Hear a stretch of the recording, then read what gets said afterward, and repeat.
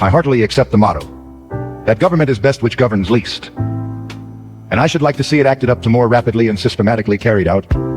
It finally amounts to this, which also I believe, that government is best which governs not at all.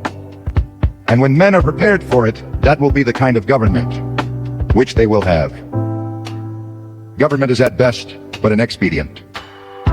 But most governments are usually, and all governments are sometimes, inexpedient. The objections which have been brought against the standing army, and they are many and weighty, and deserve to prevail, may also at last be brought against a standing government. The standing army is only an arm of the standing government. The government itself, which is only the mode which the people have chosen to execute their will, is equally liable to be abused and perverted before the people can act through it. Witness the present Mexican War, the work of comparatively a few individuals using the standing government as their tool, for in the outset, the people would not have consented to this measure. This American government, what is it but a tradition? Though a recent one, endeavoring to transmit itself unimpaired to posterity, but each instant losing some of its integrity, it is not the vitality and force of a single living man, for a single man can bend it to his will.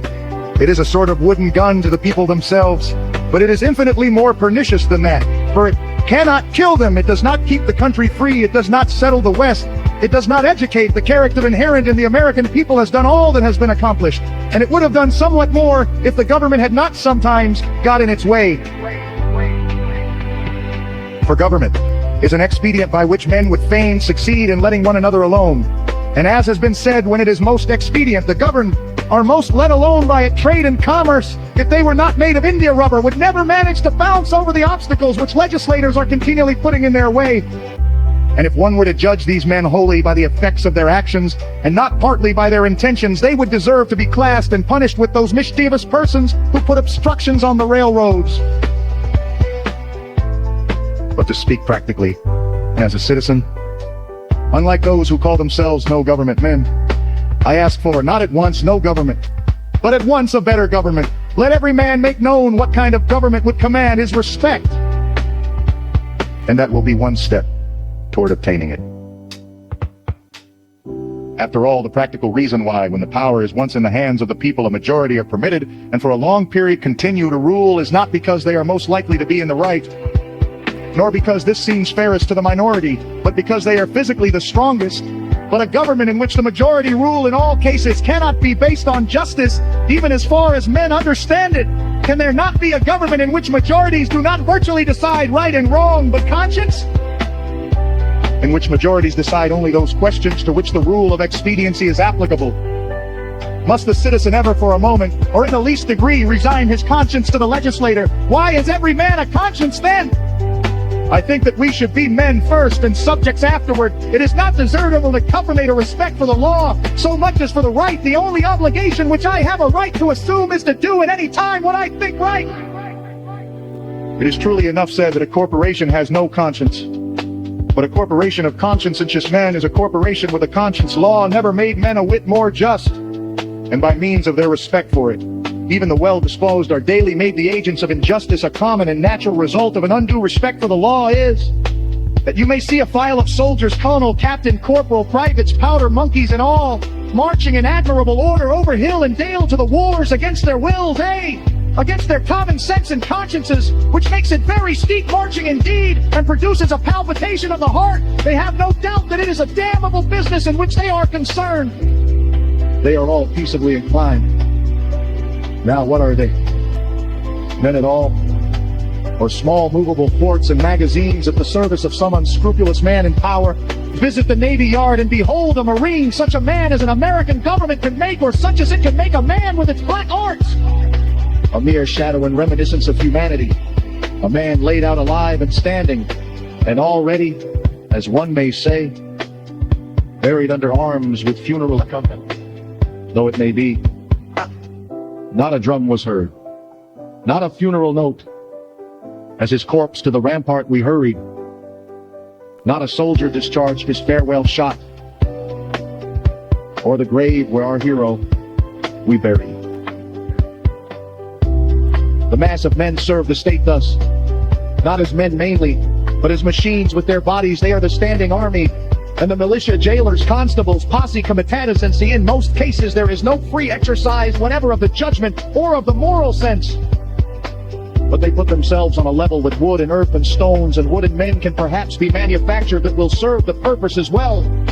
Such command no more respect than men of straw or a lump of dirt. They have the same sort of worth only as horses and dogs.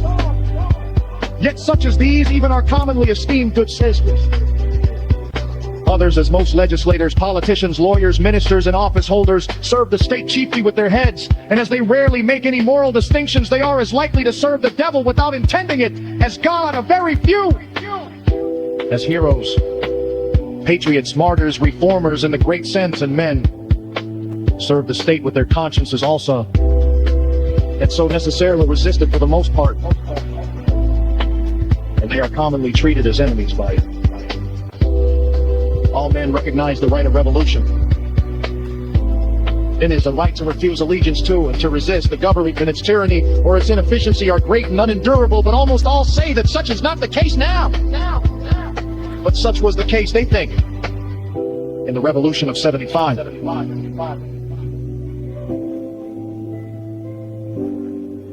If one were to tell me that this was a bad government because it taxed certain foreign commodities brought to its ports, it is most probable that I should not make an ado about it, for I can do without them. All machines have their friction, and possibly this does enough good to counterbalance the evil at any rate. It is a great evil to make a stir about it. But when the friction comes to have its machine, and oppression and robbery are organized, I say, let us not have such a machine any longer. In other words, when a sixth of the population of a nation which has undertaken to be the refuge of liberty are slaves, and a whole country is unjustly overrun and conquered by a foreign army and subjected to military law, I think that it is not too soon for honest men to rebel and revolutionize. What makes this duty the more urgent is the fact that the country so overrun is not our own, but ours is the invading army. Paley, a common authority with many on moral questions, in his chapter on the duty of submission to civil government, resolves all civil obligation into expediency, and he proceeds to say that so long as the interest of the whole society requires it, that is, so long as the established government cannot be resisted or changed without public inconvenience, it is the will of God that the established government be obeyed, and no longer that this principle being invented, the justice of every particular case of resistance is reduced to a computation of the quantity of the danger and grievance on the one side, and of the probability and expense of redressing it on the other. Of this, he says, every man shall judge for himself. But Paley appears never to have contemplated those cases to which the rule of expediency does not apply, in which a people, as well as an individual, must do justice, cost what it may. If I have unjustly wrested a plank from a drowning man, I must restore it to him though I drown myself. This, according to Paley, would be inconvenient. But he that would save his life in such a case shall lose it. This people must cease to hold slaves and to make war on Mexico, though it cost them their existence as a people. In their practice, the nations agree with Paley. But does anyone think that Massachusetts does exactly what is right at the present crisis? A minority is powerless while it conforms to the majority. It is not even a minority then, but it is irresistible when it clogs by its whole weight. If the alternative is to keep all just men in prison or give up war and slavery, the state will not hesitate which to choose. If 1,000 men were not to pay their tax bills this year, that would not be a violent and bloody measure as it would be to pay them and enable the state to commit violence and shed innocent blood. This is, in fact, the definition of a peaceable revolution, if any such is possible. If the tax gatherer or any other public officer asks me, but what shall I do? My answer is, if you really wish to do anything, resign your office. When the subject has refused allegiance and the officer has resigned his office, then the revolution is accomplished. But even suppose blood should flow, is there not a sort of bloodshed when the conscience is wounded? Through this wound, a man's real manhood and immortality flow out. And he bleeds to an everlasting death. I see this blood flowing now.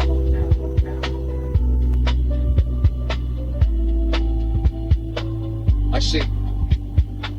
In this country, the frequent instances of men who, in obedience to their consciences, have resisted the government have been punished for it. They are respected and admired. It is not so much what they have suffered as what they have done which attracts attention. The punishments they have undergone are not what makes them respectable. They are not those which they are commonly punished for. They are not those which they deserve.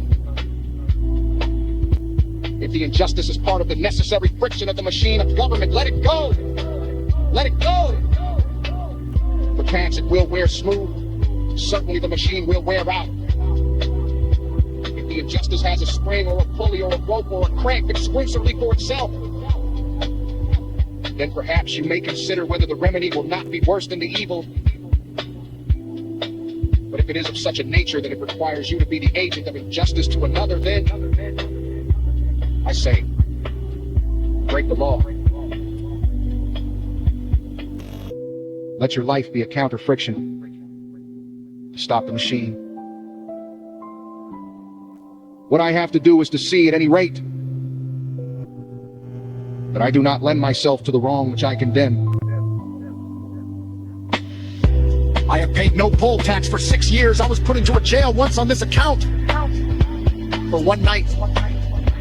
And as I stood considering the walls of solid stone, 2 or 3 feet thick, the door of wood and iron a foot thick, and the iron grating which strained the light, I could not help being struck with the foolishness of that institution which treated me as if I were mere flesh and blood and bones, to be locked up. I wondered that it should have concluded at length that this was the best use it could put me to, and had never thought to avail itself of my services in some way. I saw that. If there was a wall of stone between me and my townsmen, there was a still more difficult one to climb or break through before they could get to be as free as I was.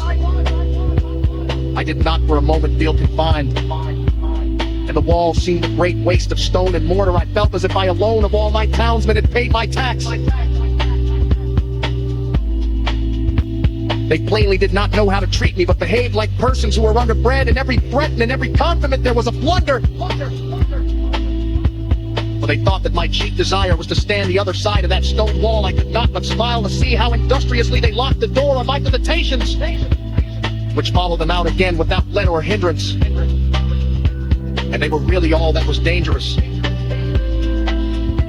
As they could not reach me, they had for someone to punish my body. Just as boys, if they cannot come at someone against whom they have a spite, will abuse his dog. I saw that the state was half-witted, that it was timid as a lone woman with her silver spoons, and that it did not know its friends from its foes. And I lost all my remaining respect for it, and pitied it. Thus the state never intentionally confronts a man's sense, intellectual or moral, but only his body, his senses. It is not armed with superior wit or honesty, but with superior physical strength. I was not born to be forced. I will breathe after my own fashion. Let us see who is the strongest. At any rate, I am convinced that if it were not for the interference of the state, I should be better off than I am. I should not be forced to pay for what I do not need. The state does not require me to be the agent of its injustice. It forbids me to be so. It does not say be unjust, but it says support injustice. It does not say be wicked, but it says support wickedness. It is not desirable to cultivate a respect for the law so much as for the right. I quietly declare war with the state after my fashion, though I will still make what use and get what advantage of her I can, as is usual in such cases.